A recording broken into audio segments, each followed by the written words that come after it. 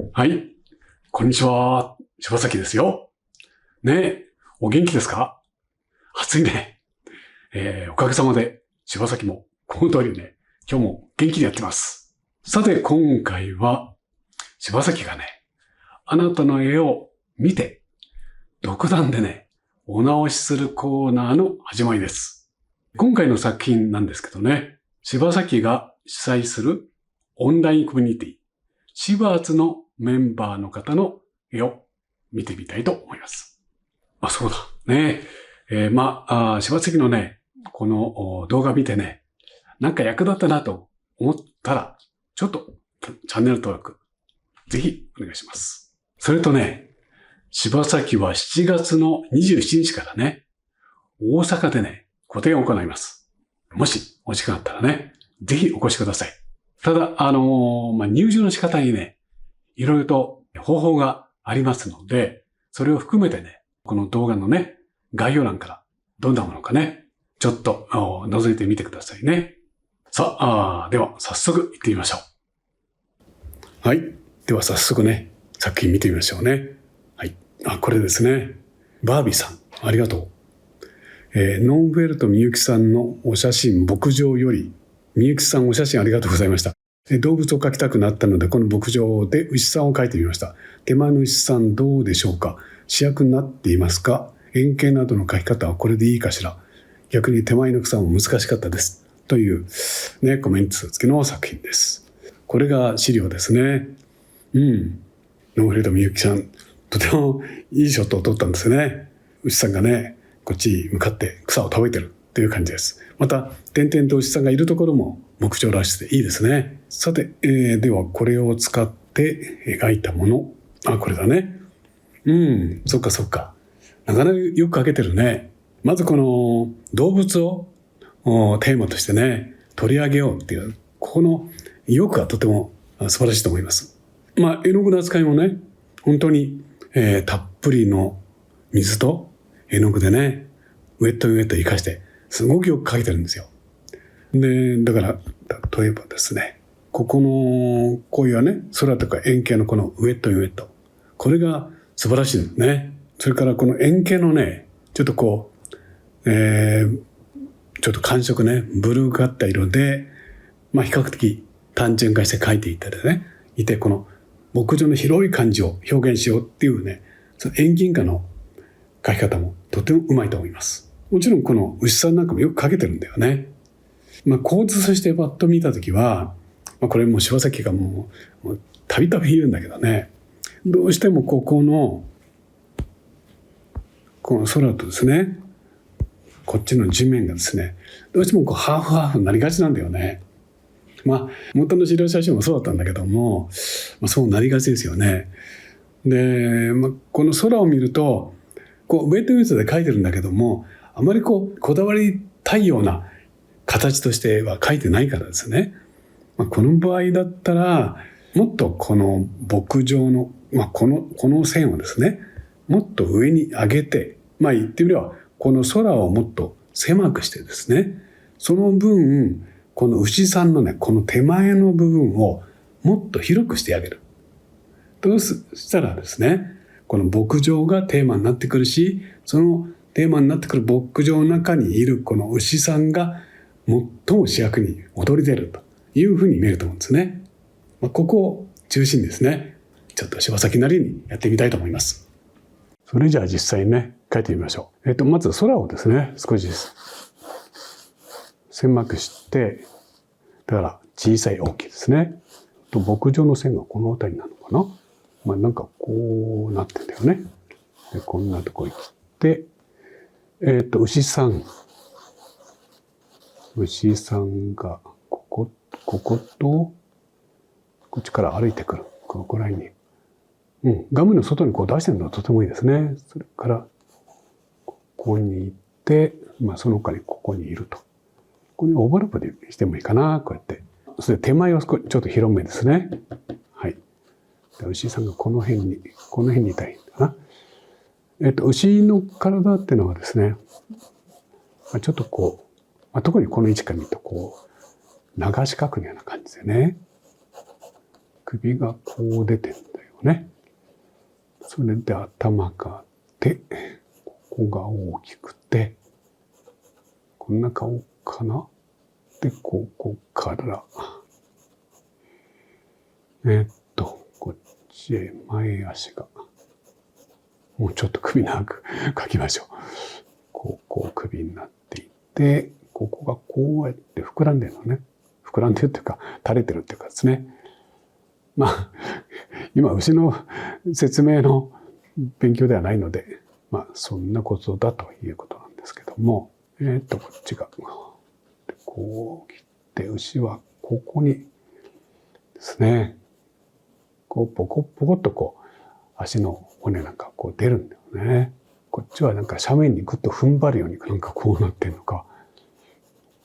こういうふうな形で、こっちへ切って、これもこっから頭をこっち突き出して、で、こうなってるから、例えばこの牛もこう、少し空にこう、空とオーバーラップしてるって考えもいいんだけどな。例えばこうやってですね、ここは空にして、こんな風にしてあげて、一部だけでもちょっと空とこう重ねてみるのもですね、まあ一つの方法かなとは思うんですけども、どうでしょうか。でこちらは横から見せるので、本当にこう、流し角ですね。ここ、遠くにですね、こんな前向きのこういう風な牛とかですね、横向きのこれと同じようなこういう風な牛とかですね、何かこうちょっとオーバーラップしてあげたらいいかなとは思いますね。さあ、ということで、あとこれが今度こう土に、ちょっとここ土にむき出しになってるのね。こうなってんだ。あと草が。というわけです。はい。じゃあなってみましょう。空は大変よくできてるんですね。ウェットウェットを積極的に生かしてですね、描いていて素晴らしいと思います。空は、こうなんです。平線に近いところをですね、少し何かこう暖色でこう入れてあげるとですね、さらにいいかなとは思いますね。それであとたっぷり。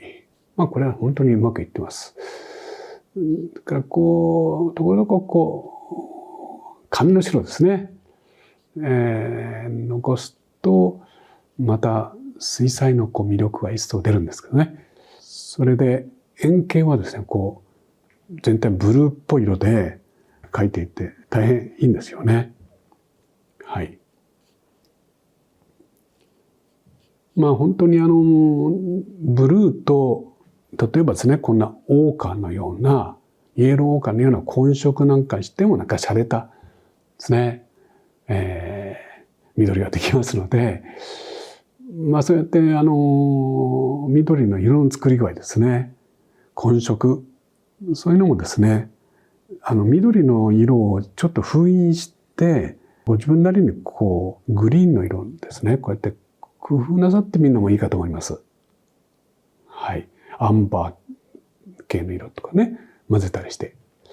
それでこう塗ってきて、ここの牛さんがこう見えてんだよね。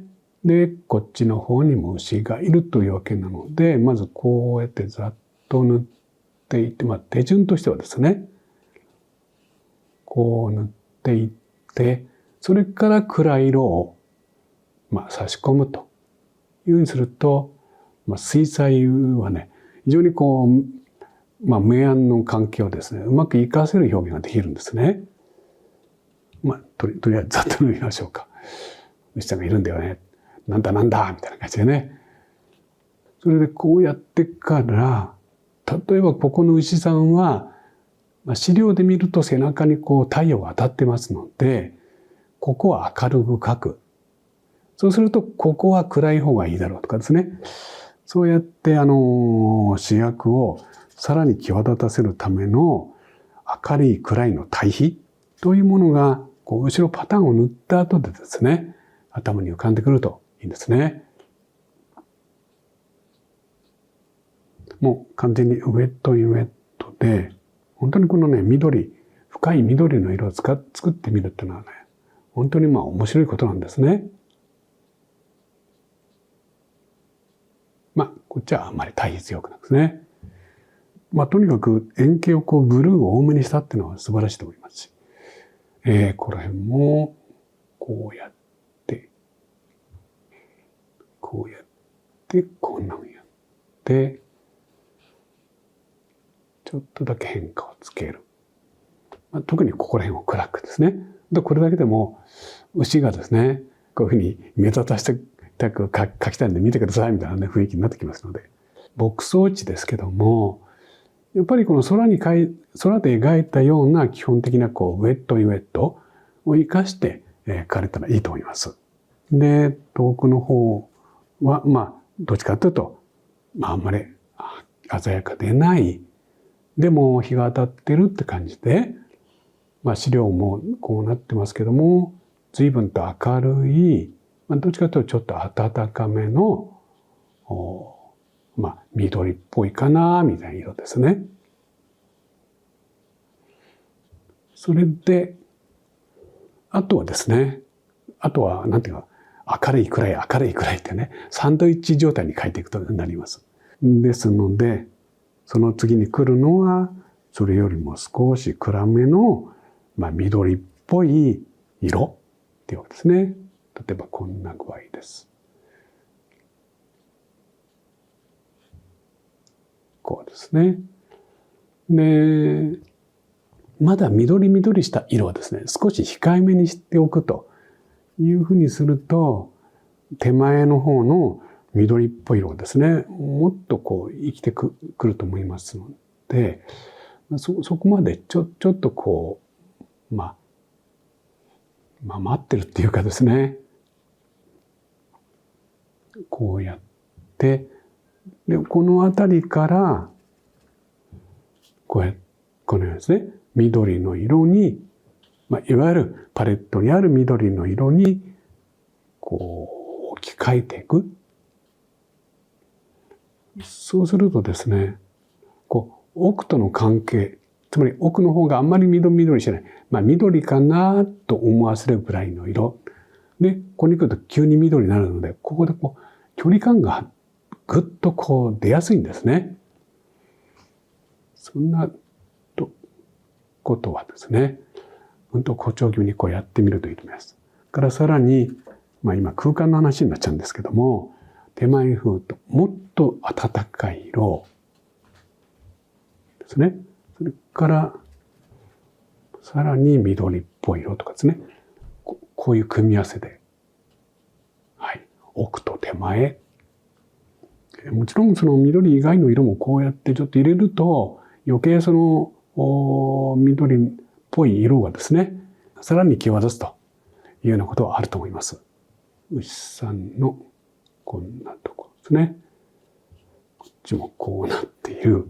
そしてまた、手前ですね。少し色へ変化をつけてみる。そのようにするとですね、あんまり一本一本の草を描かなくても、草の塊みたいなね、その草の集団みたいなのが見えてきますから、そのような表現をまず心がけるというふうになさった方がいいかと思うんですよね。どうしても一本一本をね、草を描きたいですけども、いきなりそうではなくて、まず塊で表す。こっちの方は、資料を見ると、このような色でなってるのかな。で、こうやって、斜面のような、日陰のような感じ。ドライブラシを使ってもいいですし、これもこんなことに入っていてこうかな。それでですね、後ろの牛ですね。例えばこれ、お腹の方を、ちょっと冷ための色で処理してですね。こっちの牛もポンポンと入れる具合でしょうか。やっぱり少し立体にして見せてあげるっていうことですね。日向と日陰。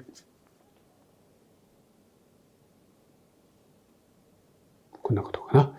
この色は、ここの牛さんのお腹のところは白いんだよね。白いので、ここの日陰のところにもこうやって使えるよね。こんなんなって、足のとこも白いんだけど、日陰になってるということで使えるかな。ここのとこも使えるかもわかんないですね。こっちの牛さんはどうなんだろう。顔のこんなところ、足のちょっとこんなところぐらいかな。そうしたら、後ろの牛さん、こうなっていて、お尻のところがこうなって、ごちゃごちゃごちゃごちゃですね。こっちの牛さんもとこどここうなったり、こうなったりしてるかなっていうと、まあ牛がいるだろうっていうふうにこう見れるかもわかんないですね。こう強さを変えて、さらにこの牛さんのこっちをこうやって暗く描いて、ちょっと小さいからですね。こう少し立体ですね。この暗いお腹のあたりがこう暗くなって、お尻のところが暗くなってということでしょうか。こっちの方はという具合だよね。それでですね、ここの円形のこれが、どこどここうやって、こんなところに顔を覗かせて、こうなってんのかな？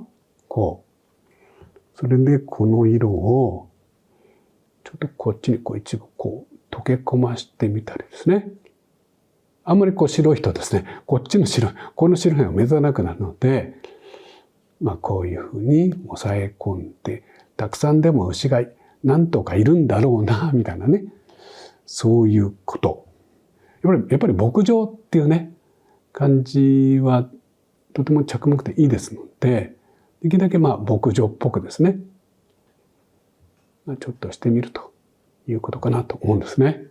牛さん、これだよね。こんな色かな。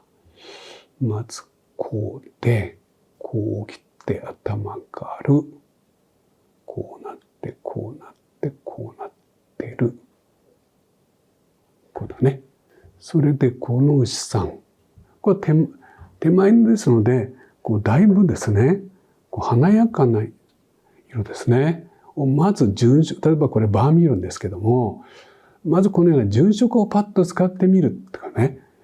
それから、イエローですね。できるだけまずそうやって見ると。こうですね。こうやって、ちょっとこう足して、これ頭がこう暗くなってるんだね。前に突き出してるから。これは胸元がこうやって暗くなってる。からお腹のところが暗くなってる。ということだよね。あんまりこうなんかちゃんと描きすぎなくてもまあいいのかなとは思いますけどね。で、こうですね。今強い日向を塗ってありますので、そうしますと次の弱い日向はですね、また描きやすいんですね。これよりもちょっと暗めの暖色を塗ればいいわけですから、例えばこうで、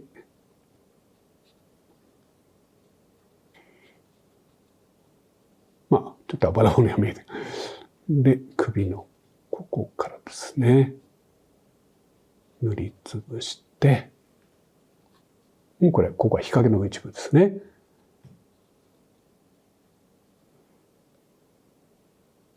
はい。ここは明るいからこうですね。こうだよね。こうなってる。それで、この茶系統の体毛の部分ですね。これが日陰の体の部分ですので、ここら辺までこう入ってくるんだよね。こうやって。そうすると、結構こうしっかりとした体に見えてくるかなと思います。こうかな。向こうの足、ここにちょっと見えるんだよね。こうやって。こうやって暗い、しっかり描くと、ここに明るい、でも日陰なんだけど、白っぽい体毛のお腹も見えてくるというわけですね。胸元、ここは日陰になってますので、こうしっかりこう日陰で暗く塗ると、この前足がここに見えてくるということになります。で、首が、ここからですね。こうやって首になって、これが前の胸の部分。で、これが、こう、肘が来て、これが牛さんの体ですね。で、ここに顔の側面がですね、こうやって入ってきて、こうなると、牛さんの顔に見えてくるということなんだよね。あ、牛さんの前足も茶色いんだね。そうだった、そうだった。ここの前足、ここもこんな色してるんだ。こうなって、ここにもちょっとこう見えているのか。これちょっと資料見えないんだけど、こっち耳かな。これ、ちょっと見えなくてごめんなさい。これで形がですね、それなりに見えたかと思います。こうやって塗り足して、色を加えてですね、その存在感を際立たせてみると。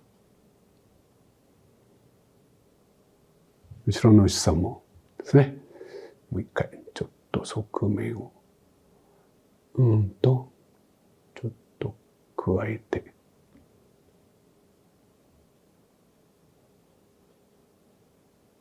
もうちょっと色を合わせましょうね。ちょっと赤っぽくしましょう。それで、側面もちょっと暗く。こっちの顔の、これだね。側面をしっかり描いていく。こうやって、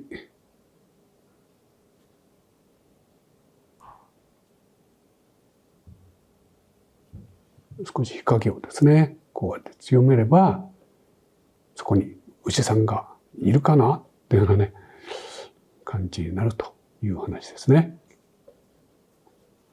それで、こう影を描くんですけど、こっちも当然こう影だよね。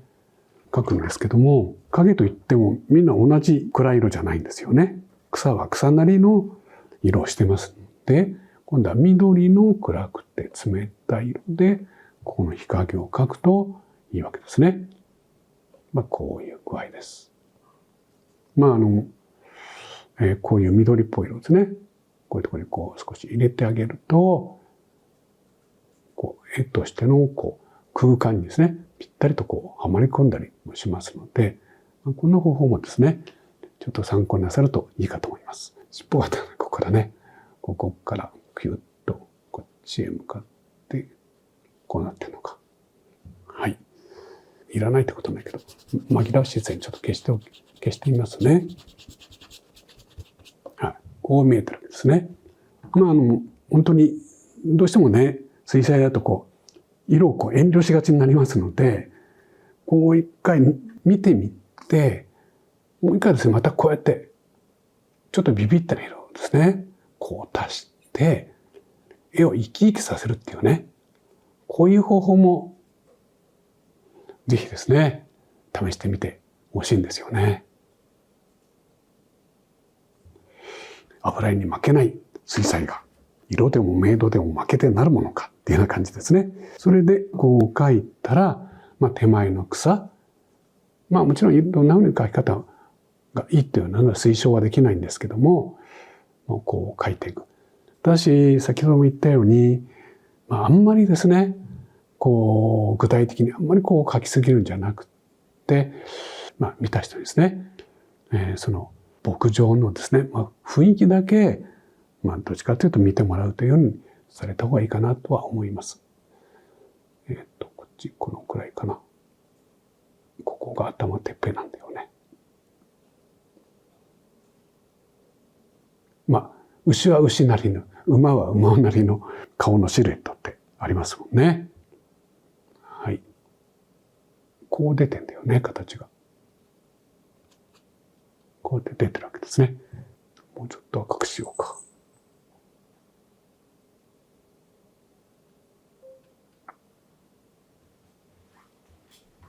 とは、そうか、向こうに柵あるのね。柵はいろいろ買い方あると思いますけど、例えばこうやってですね、こうやって水で濡らしてですね、こんなことやってですね、ちり紙なんかで、こうやって書いても、こういう書き方もできるんですけどね、いろいろできると思います。もちろん、ですね、こうやられたように、もちろんまたこういうね、ちょっと特徴的な草なんかもちろん書かれてもいいんですけども、ただ、オーバーワークは避けた方がいいかな、というふうに思います。それでですね、もうね、本当にいつものことになりますけども、こことここですね。これ、小さい、大きいっていうね、大小の差をつけてみましょうっていうね、こことここです。それから、こういうとこですね。もっと太陽の光を意識して、これですね。光の色を作ってみましょう。ここも大変うまくできてるんだけど、それからここですね。これ少しの暖色ですね。暖色を加えると空もっと良くなりますよってことですね。からこういうところですね。こういうところ。グループでこうね、書いてみる。ここは広くして、こうやってですね。これは視線の導入っていうんですよね。導入に役立てる。ね。から、これはですね、ほどほどにということですね。草花描くのは。ということで、出来上がりです。はい。はい、描き上がりました。ねえ、牛さんのいる牧場の絵でしたね。もう基本的にはとってもよくできてました。その中で、ちょっとした構図とかね、牛さんの配置とかですね、奥行きの表現とかですね、そんなことを喋りました。どうだったかな？また次回ね、違うテーマ、そして違う作品であなたとお会いしたいと思ってます。今回もね、最後まで長い時間見てくれて本当にありがとう。またすぐにお会いしましょうね。本当に暑いから体に気をつけてね。はい、どうもありがとう。柴崎春道公式オンラインサロン、シバーツメンバー募集中だよ。シバーツなら YouTube では話せない柴崎の特別なライブ配信を月1でお届け。さらに専用のアプリでメンバー同士がいつでもつながって楽しくやり取りができる。もちろん柴崎も頻繁に書き込みやコメントを返しています。柴崎がリアルタイムで、水彩画の基礎をあなたに分かりやすく教えるオンライン水彩画講座。メンバーになると割引価格で受講いただけます。毎月柴崎から出されるお題でチャレンジするお絵描きの会。出来上がった作品は柴崎がオンラインで公表いたします。メンバーが一堂に会して楽しくおしゃべりできるオンライン交流会。